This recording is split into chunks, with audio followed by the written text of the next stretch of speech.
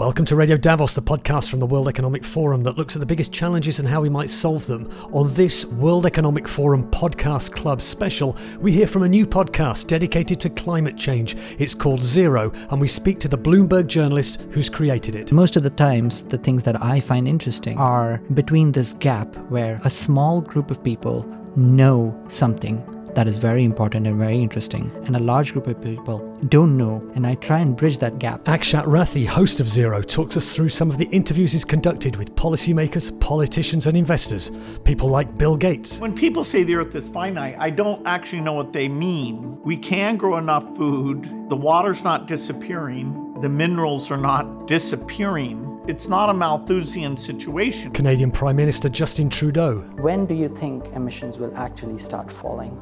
Which year? Give me a year. Emissions in a number of sectors are decreasing.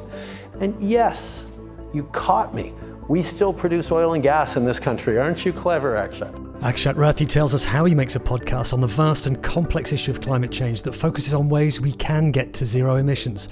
At Radio Davos, we love podcasts. That's why we aim to bring you more of these deep dives into particularly great ones. Find out more on the World Economic Forum Podcast Club on Facebook and subscribe to Radio Davos wherever you get your podcasts. I'm Robin Pomeroy at the World Economic Forum, and with this look at the podcast Zero from Bloomberg Green. Have you seen the lovely graph of how we've decarbonised our electricity system? This is Radio Davos. If you love great podcasts, and I only assume you must do if you're listening to this, then you'll love this episode of Radio Davos. In the first of what I hope will become a regular feature, we're taking an in-depth listen to a podcast that delivers you something you may not be hearing anywhere else. In this case, that podcast is Zero. It was launched a couple of months ago by Bloomberg Green, the environmental reporting team at the global news agency, which produces, incidentally, a great daily newsletter on the subject. That subject being climate change and how we might, as a world, achieve zero greenhouse gas emissions. Zero is hosted by Akshat Rathi, who kindly agreed to come on Radio Davos and talk about how he tackles what is one of the world's most important and most complex issues. And we hear clips from his show, including interviews with politicians, policymakers and investors. Well, here's my interview with Akshat. I'm delighted to hear from you because I'm a big fan of your newsletter, the daily newsletter from Bloomberg about climate change. And I was very delighted then when you launched a podcast. So tell us about Zero. Do you call it Zero or is it Bloomberg Zero? What is it and what are you aiming to do?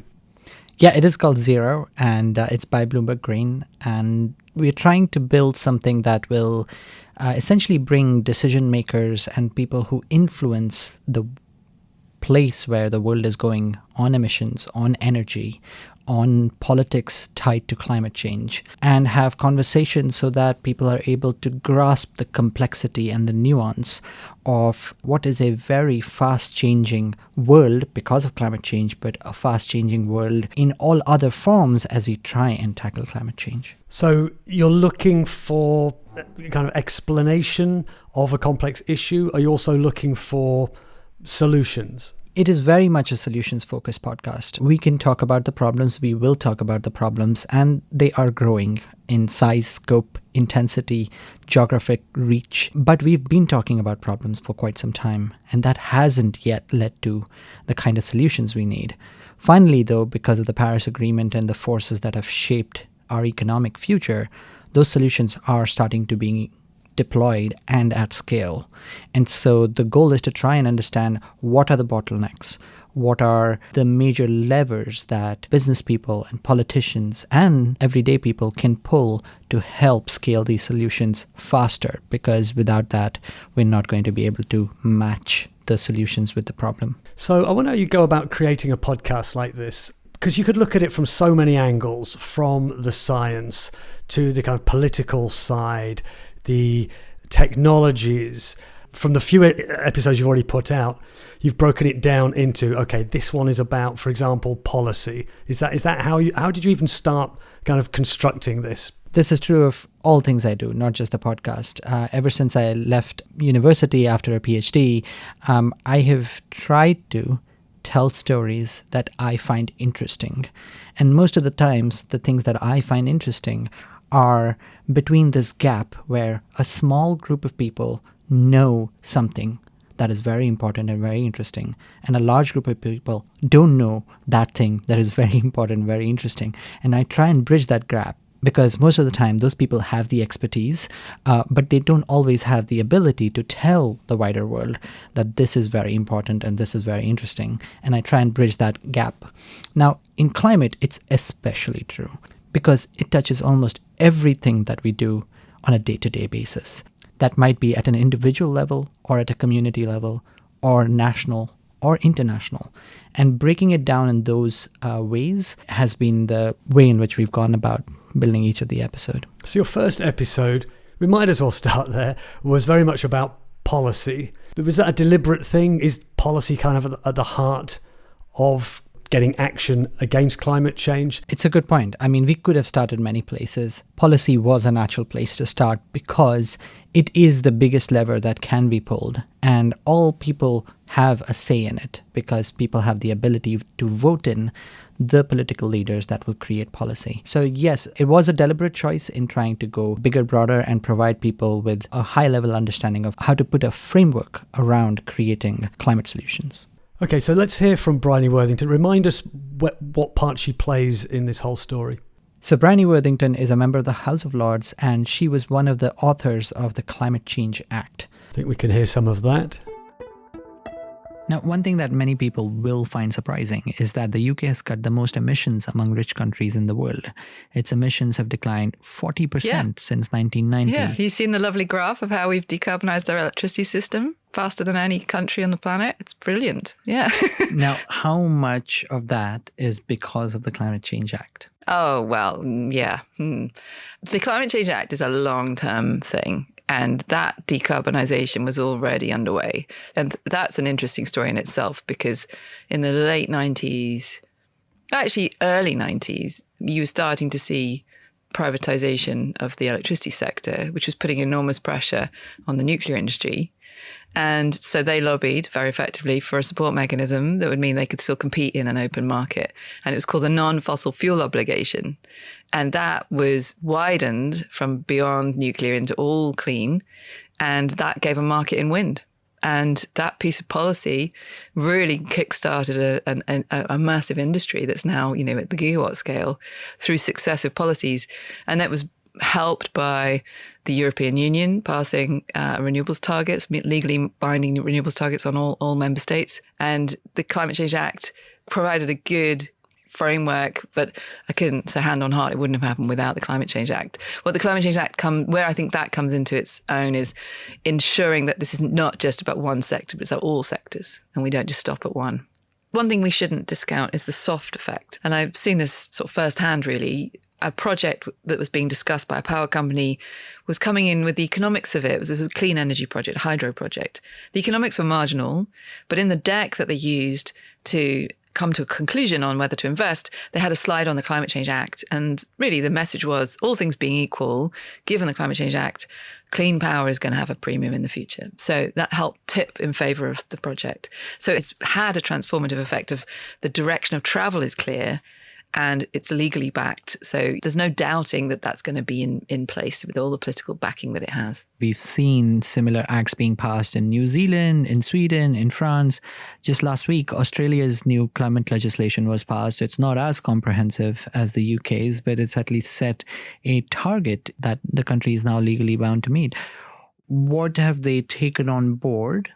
And are there things that they've done that are interesting and different? The Swedish one's interesting because they've gone early, they've gone to zero early, and I believe that they're planning to go negative. So they've already gone beyond that, because really what countries like the UK should be thinking is not just our own flow of emissions on an annual basis. That's relatively straightforward. We're not a big emitter. What we should be doing is thinking about the liability that we've built up over the 100 plus years post-industrial revolution. So we've got to be paying back. And that's the equitable way of doing it. Because if you go to a country like India and say, hey, we've decarbonized and now you need to, they're like, but hang on, we didn't even carbonize. So, you've got rich on the back of this. Now you're telling us to stop. That seems a little unfair, given our per capita emissions are tiny. the UK has to, I think, embrace the fact that we're going beyond zero. I think New Zealand's interesting because they've got a very different emissions profile. Most of their emissions come from land use sector, whether that's livestock or forestry. So they've been grappling with the problems of methane and how do they really do land use well. And they've done some really interesting things. They've put some sensors into their forests to try and work out genuinely empirically which of the forests that are sinks, which are not, so that they base it on science. And that's really interesting. We're going to have to do something similar, I suspect.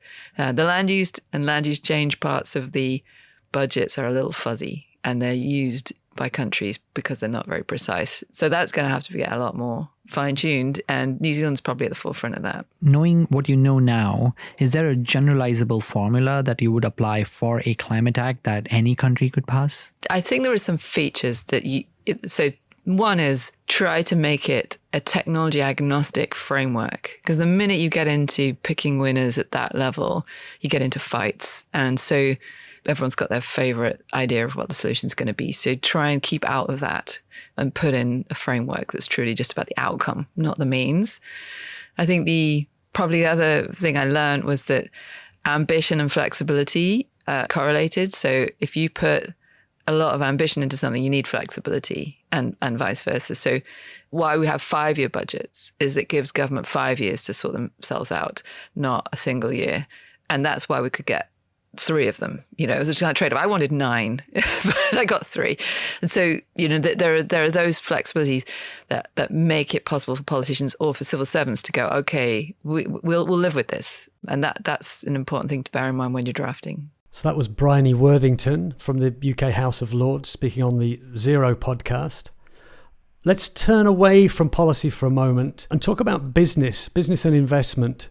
This seems to be something you're very keen on. You've travelled, I think, North America in particular, looking for innovators, people who are finding new ways of producing goods that are usually carbon intensive. I mean, what have you found? What are the stories that have inspired you so far, or what are you hoping to find? It was 3 years after my last visit to the US, and every time I go to the US, I am energized by the sheer number of ideas being pursued to try and tackle emissions. Many of them tend to be at a smaller scale. And so when I visited previously in 2019, lots of startups had great ideas, and I was very keen on figuring out and seeing what they had built in the last 3 years. And I was astonished again by how big the solution set and the number of people involved in it and the amount of money flowing into it has become. And that's happened just in the last few years. And it's going to be boosted by this new climate bill that the US has passed called the Inflation Reduction Act. And so I got a chance to see something like 24 startups in my 3 weeks there.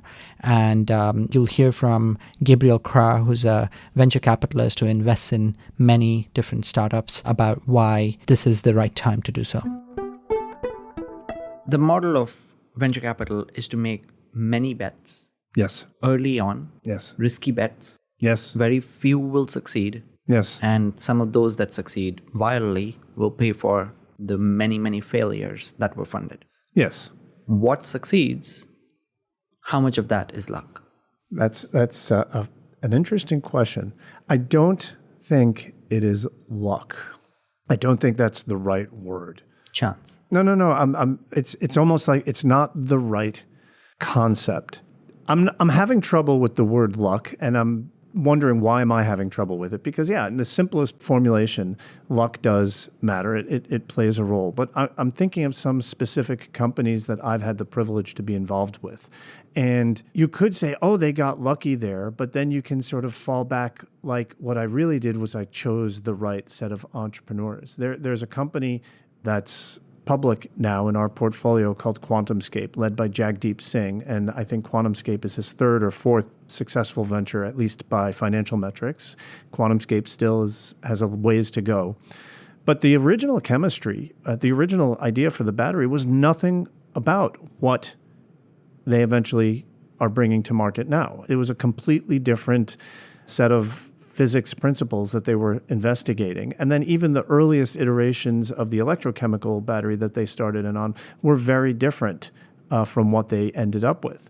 So was it luck that they made those discoveries, or was it an incredible team backed by supportive venture capitalists who saw that this was a team that was solving problems and pivoting and making changes that succeeded. Was it luck or was it a great team? So another way to ask that question then is, would the company have succeeded whether Prelude bet on it? Because the fundamentals of the company and the people and the ideas and the grit and the combination and the pivots would have happened regardless of the money, where it came from, whether it came from Prelude or somebody else. I think there's some people, I think there's some entrepreneurs who are going to succeed for whom the money is just a source of fuel. I think there's a small segment of those.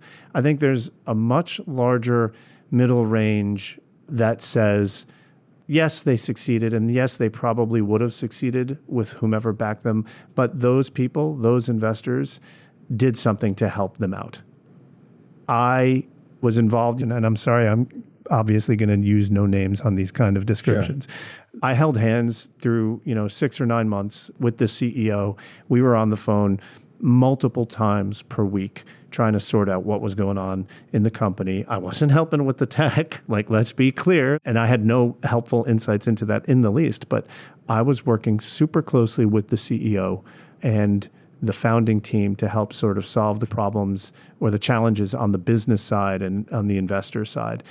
And one of the most rewarding things of my career is when the technical founder, not just the CEO, said to me after we had this exit, he said, we sat back and had identified a number of single points of failure, and you were one of them. Had you not been there, this company would have failed. So Akshat, you've looked at venture capitalists, people investing, and you spoke then to someone who's investing vast amounts of money. Bill Gates, must have been interesting chatting to him. Is he someone who's an optimist? I'm always interested in this. People involved in climate change, some people are very fatalistic, pessimistic, but kind of plow ahead anyway. Bill Gates is someone with an eye on technology, obviously, is where he's from. Did you get a feeling from him that he thinks technology will save humanity from climate change? I think he's certainly a techno-optimist. I would say he's also a realist in that sense where he knows that technology can help solve this problem, but there is no way it will alone solve the problem, that you need politics and you need finance and all the other pieces to move along. But he focuses on technology because that is his strength. However, he hasn't left the other portions of the solution set just sitting on the side.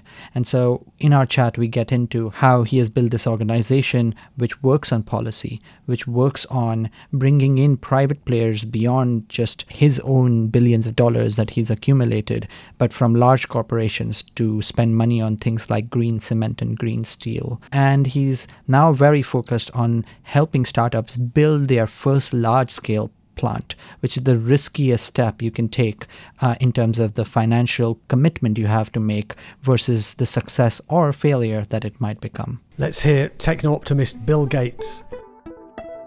You're a techno-optimist, but the scale of the climate challenge is so much bigger than anything humans have done.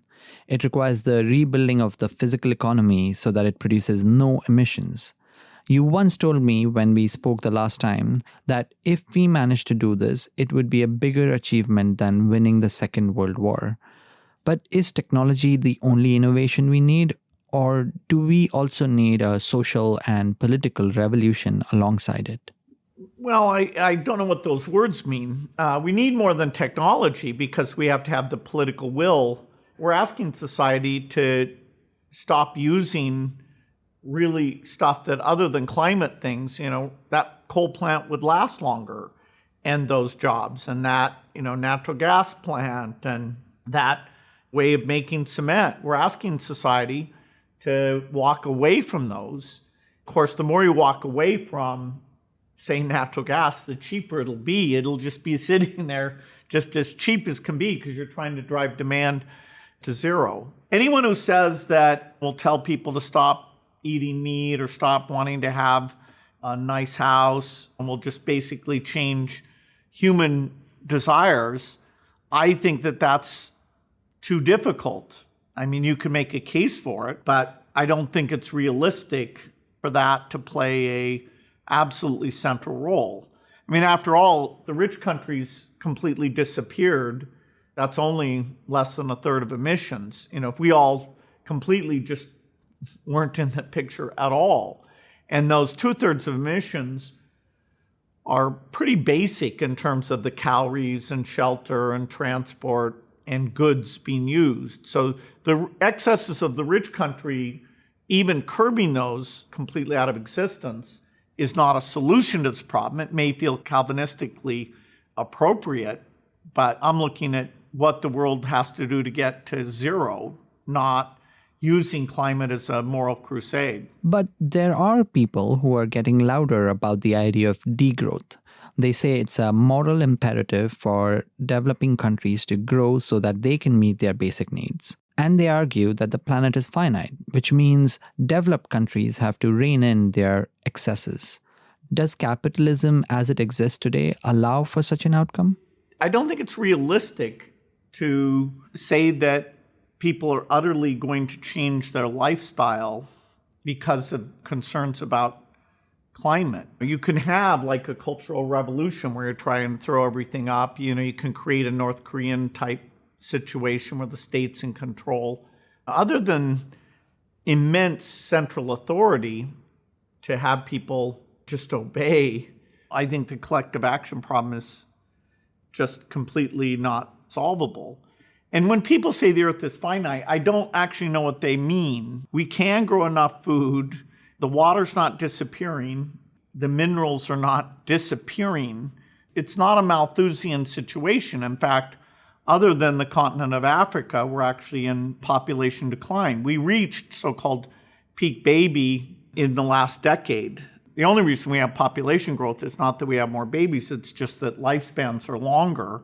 So there's not like some equation, like some, plan B, it can't possibly work type thing. That's not a problem. Bill Gates talking about technology and investment. We've also talked about policy, and I guess a step above policy would be politics. So you've interviewed Justin Trudeau, the Prime Minister of Canada, which was a live show. I'd be interested to know. I've not done a live podcast yet. It may well happen sooner than I want it to. But how was that for you, doing a live podcast interview? Was it different from just doing it on Zoom? At that point, I was more focused on, oh my God, I have to interview the leader of a G7 country than the live podcast side, which became the second priority. But yeah, I mean, it's an interesting challenge because we spent a lot of time framing the questions because it couldn't have been a conversation on stage. It is a little bit of a performance because there is an audience that is there to listen to your conversation. So you can't have the ums and ahs and you can't have too much of the small talk. But in being able to do that, I think we ended up having some meaningful questions placed to Justin Trudeau. We know politicians have their ways around words and they have their talking points. And of course, Justin Trudeau has been Prime Minister for 7 years. He's faced all sorts of questions in Prime Minister's questions. He's faced all kinds of journalists. He knows what to say when you ask something.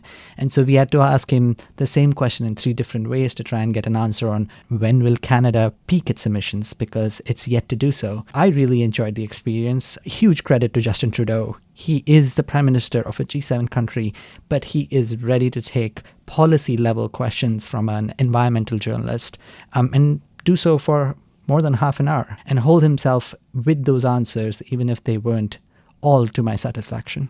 Yeah, and you didn't give him an easy time, did you? It's not just, hey, Justin, tell us, your great aspirations for climate. You were saying to him, your emissions are still going up. You've got, you're exporting fossil fuels and at a rate that's going up. So, you had to ask him the hard questions. And he answered like a politician, you seem to be saying. Yes, I mean, he is a politician. He is in power. He is responsible for answering to Canadians, but increasingly, given how much presence he has on the global stage, to citizens of the world. And my hope was that I can try and place some of those questions to him and at least try and price some answers. And we succeeded, maybe partially. Well, let's hear that then. When do you think emissions will actually start falling? Which year? Give me a year. Emissions in a number of sectors are decreasing. And yes, you caught me. We still produce oil and gas in this country. Aren't you clever, Akshat? Sure. The fact is, we are doing more to bend that curve in more difficult circumstances than just about any other stable democracy around the world. Of course, when I say stable democracy, I exclude a whole bunch of countries these days. But the reality is we are on a track to hit our carbon reduction targets, to grow the number of jobs and good careers for Canadians, and to get to net zero by 2050. Justin Trudeau, the Prime Minister of Canada, talking to my guest today, Akshat Rathi, on his podcast Zero, Bloomberg Zero. Akshat, we're recording this just a few days ahead of the next International Climate Conference, COP27. Will you be covering that on the podcast and elsewhere in your journalistic endeavours? Absolutely. So we'll be going to Sharm el-Sheikh in 2 days' time and figuring out where we are staying and where the rooms are to record and where are the meeting rooms and where can we get lunch and all those things. And it's going to be a long 2 weeks. I've done a COP meeting last year in Glasgow, and we know those are 12, 14-hour days. And the topic of discussion at this COP, the main topic of discussion, is going to be around this phrase called loss and damage, where rich countries promised and signed on to a pledge under the Paris Agreement to compensate developing countries for the losses and damages caused by climate change. That was in 2015. Nothing has happened since. And what happened in summer with a third of Pakistan underwater, what's happening right now in Nigeria, which is still large portions of it are underwater, it's really caused those countries and advocates for those countries to try and put pressure on developed countries to finally come up with a loss and damage facility. Even if they don't put money on the table, if there's a structure to be able to allow for that compensation, it would be a big step forward. And how will you do stories on a podcast about COP? Because you'll have Bloomberg there with my former employer Reuters will be running around there. I've done several COPs as a reporter. Real-time news, time to the second. You're not going to do that for a podcast. So what will be your approach, do you think, to making a program?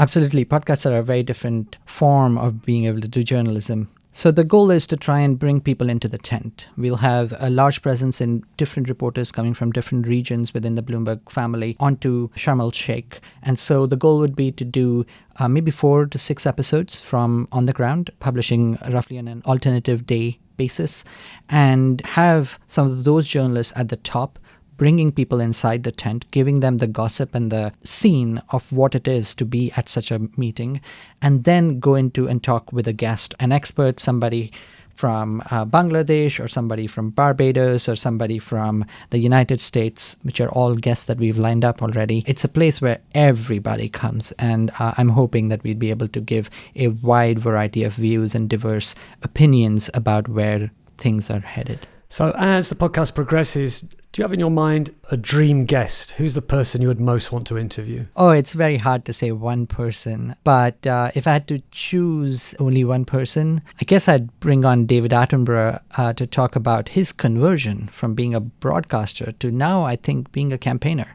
Very late in life, but now he appreciates it more than ever. And he has influence even now on a huge number of people. So I'd love to know about how that happened. Well, we'll look forward to that episode. I assume you've invited him. It sounds like a great one. I can very much recommend to my listeners Zero. Check it out wherever you get your podcasts. Akshat Rathi from Bloomberg Green, thanks for joining us on Radio Davos. Well, thanks so much for having me. Akshat Rathi's podcast is called Zero.